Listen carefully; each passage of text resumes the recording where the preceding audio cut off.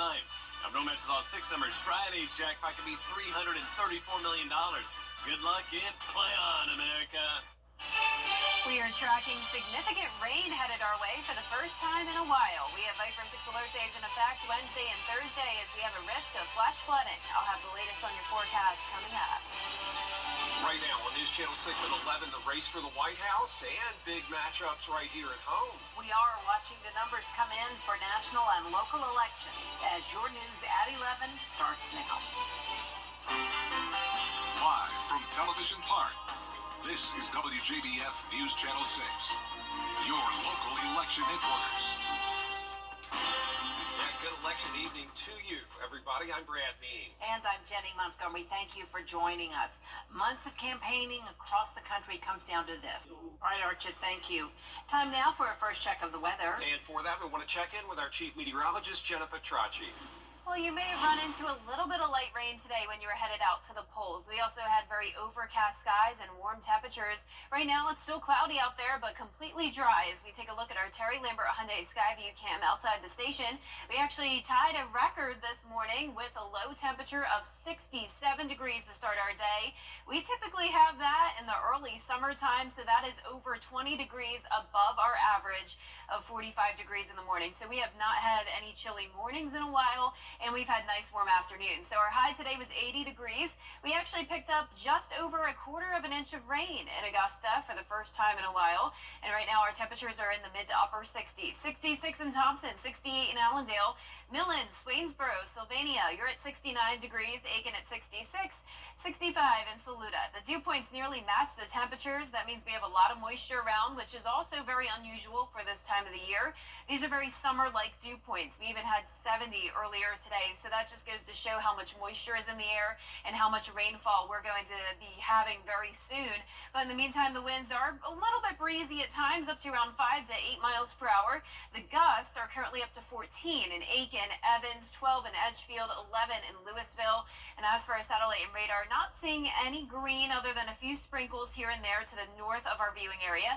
But just the clouds for now. More rain on the way, though. Notice the surge of moisture coming in. We'll be watching that very closely as we do have the threat of flash flooding tomorrow. I'll have more details on that coming up, but back to you. All right, thanks a lot. So back to our local races and local issues on the ballot today, beginning in Richmond County, where there were a couple of Board of Education seats up for grabs. Bria Smith joins us now. And Bria, you spoke with Richmond County School District 5 candidates about their campaigns. That's right, Jenny. Well, currently, Monique Broswell is at 50.75%, and if that holds, she'll avoid a runoff. She says that if she's elected, she would start with implementing policy for students of all ages within the school system. But with votes still coming in, Christopher Mullins says he'd make sure students were introduced to as many opportunities as possible if he were elected, both vying for a strong school and education system in Richmond County.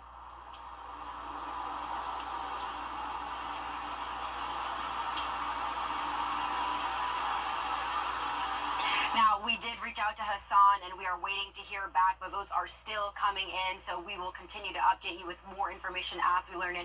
But for now, reporting live in Augusta, Bria Smith, WJBF, News Channel 6. All right, Bria, thanks. People keeping a close watch on the ballot counting in Augusta, where the Board of Elections warehouse is the venue where all this...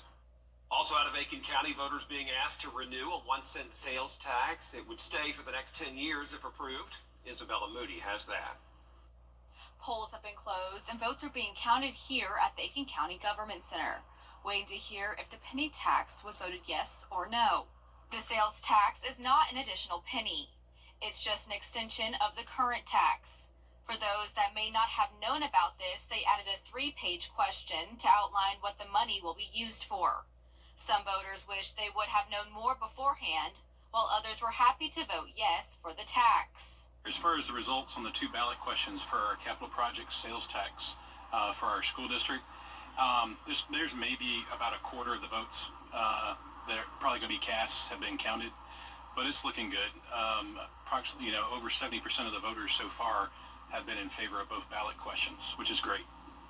For now, the results are looking up, but we will keep you updated when we know for sure. In Aiken, Isabella Moody, WJBF News Channel 6. Are you ready to rock back? Jennifer Tyner with Goodwill Industries of Middle Georgia and the CSRA. If you know an amazing woman who deserves to be honored, nominate her today at WJBF.com. Get 2 steak biscuits at Bojangles for just $5. It's bow time. Something about the morning. Makes you feel good now. You know that I love you. Good morning, Augusta. The Live 5 for 6 Skyview Network, sponsored by Terry Lambert Hyundai. Now, your most accurate forecast with WJBF Live 5 for 6. Welcome back. Not only did we tie a record when it came to our temperature this morning, but we also have a record dry stretch as of yesterday. 38 days in a row in Augusta with no measurable rain. So even though we've picked up on a couple trace amounts here and there, we haven't had measurable rain since Hurricane Helene. Now that is definitely going to change. Today we actually picked up on over a quarter of an inch of rain, and tomorrow we will have much more than that. But right now on our Terry Lambert Hyundai Skyview cam, nice and dry so far, mild temperatures, 67 and mostly cloudy. Winds are calm, humidity is high, dew points in the 60s. Our temperature is also in the 60s, but 70 in Waynesboro and down in Swainsboro. So as far as satellite and radar, we're not seeing any rain at this time here in the CSRA, but we do have an approaching cold front. We also have this surge of moisture coming in. So this is due to Raphael. So even though this tropical storm will not be bringing us direct impacts, it is bringing a lot of moisture into the Gulf of Mexico, and that will soon go into Georgia and South Carolina. Right now, Raphael is a Category 1 hurricane, and it's getting ready to make landfall in Cuba. It's moving northwest at 13 miles per hour. Notice the track continues to turn further and further towards the west, so far away from us.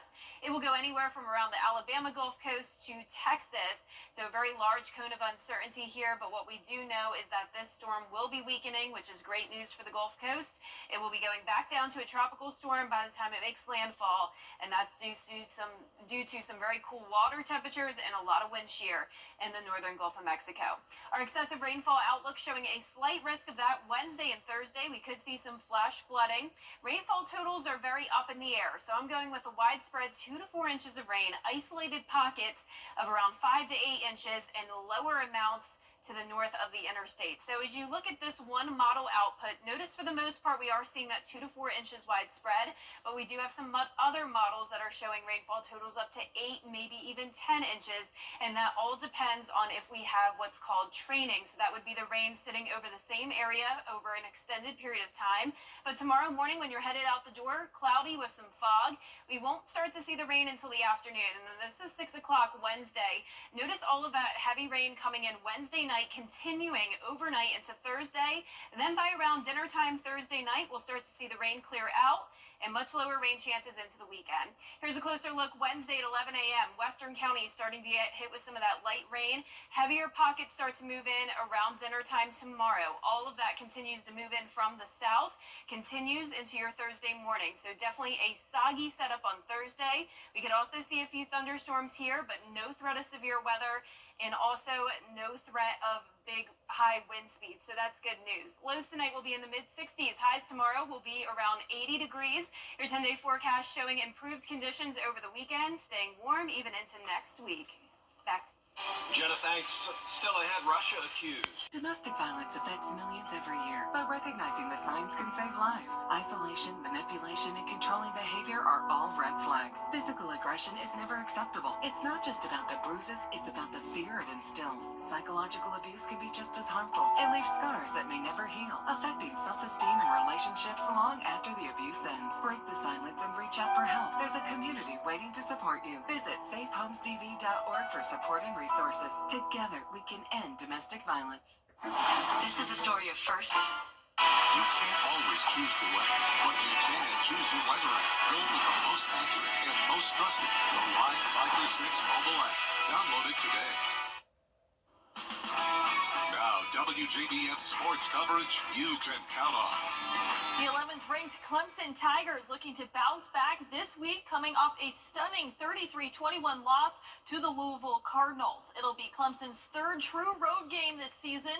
If the Tigers get a sixth conference win on Saturday, it would be the 14th season in the last 16 years they were able to do so. As for their opponent, it's one of the oldest series in Clemson history, dating back to 1900. The Tigers have won 6 consecutive games against Virginia Tech. They lead the all-time series 23-12, and the team looking to turn the page and focus on the task at hand. It's disappointing when you're in control of your destiny, and then all of a sudden you're not. So we don't control our destiny anymore. But you know what we do control? Our decision, what we do today. We still control our effort, our accountability, our attitude, our work ethic. We control how we respond. Kickoff set for 3:30 p.m. on ESPN. And over to high school football, the Harlem Bulldogs seeking their 8th win on the season, hosting ARC. First quarter, Mercer Barton with the play action. He swings it out to Jaden Futrell. He makes a defender miss, and then he finally gets pushed out of bounds, which sets up this red zone play. The handoff goes to Malik Tyler, who waltzes into the end zone untouched to make it 7-0. ARC now trying to respond. Carson Hand finds Corey Bryant Jr. for the 9-yard gain, but the drive stalls. They're forced to punt, and the Musketeers, they bobble the snap, so Harlem takes over with even better field position, and the Bulldogs, they go to the ground game. Keaton Tillery barrels his way into the end zone for their second touchdown on the night. The Bulldogs go on to win it 35-14. In another high school football final score, the Aquinas Fighting Irish got the come-from-behind win against Howard. Aquinas was down 39-30 with 4:42 left in the second quarter. They scored 13 unanswered points to get the 43-39 victory to improve to 5-4 on the season. And after several weeks of practicing, the Augusta women's basketball team opens their season in Tigerville, South Carolina. They'll take on North Greenville on Friday and Barton College on Saturday. The Jaguars bring back senior leadership from last season, including Autumn Phillips. She was named to the preseason all-conference team, who led Augusta in scoring last year. They finished 22-9 overall just a season ago, and they're picked to finish second in the Peach Belt Conference preseason, and they're looking to make yet another postseason run. I'm definitely challenging them more this year. They know what it takes to get to that level of going to the NCAA tournament and being able to experience that winning type season. And I think I've been really challenging them to, continue to bring that energy and being intentional in practice. And because we've been practicing a lot lately. Their season kicks off at 11:30 a.m. on Friday against North Greenville. That'll do it for sports. We'll be back. Hey, Georgia, looking for quality? I'm Austin Jackson. My law firm has experience, resources, and experts of our own to get you the results you deserve. 706-724-7224. Hi, I'm Mary Morrison with this week's community calendar. Make plans now to honor America's vets. 2 services are planned for Aiken County. One will be held November the 11th at Wade Hampton Park in North Augusta. The service begins at 11 a.m. Also on that date at 11, there will be a Veterans Day service at Veterans Park in Aiken. Add your events. Log on now to WJBF.com, keyword community calendar. Get clear, accurate stories that don't waste your time at WJBF.com. Once again, we have Viper 6 alert days in effect Wednesday and Thursday, tracking heavy rain that could lead to flooding, warm temperatures still, and the warm temperatures continue all the way into next week. All right, Jenna, thanks, and that's our report for now. Thank you for joining us on this election night. More information for you via our mobile app, breaking news and weather on there as well. And of course, our next news is at 4:30 with Mary and Barkley. Good night.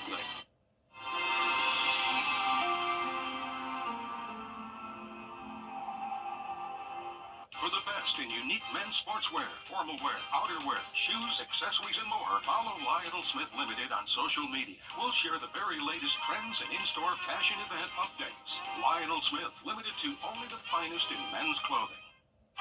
2 steak biscuits for $5 means 2 times the country fried change your life. Need another bite? Goodness, you crave.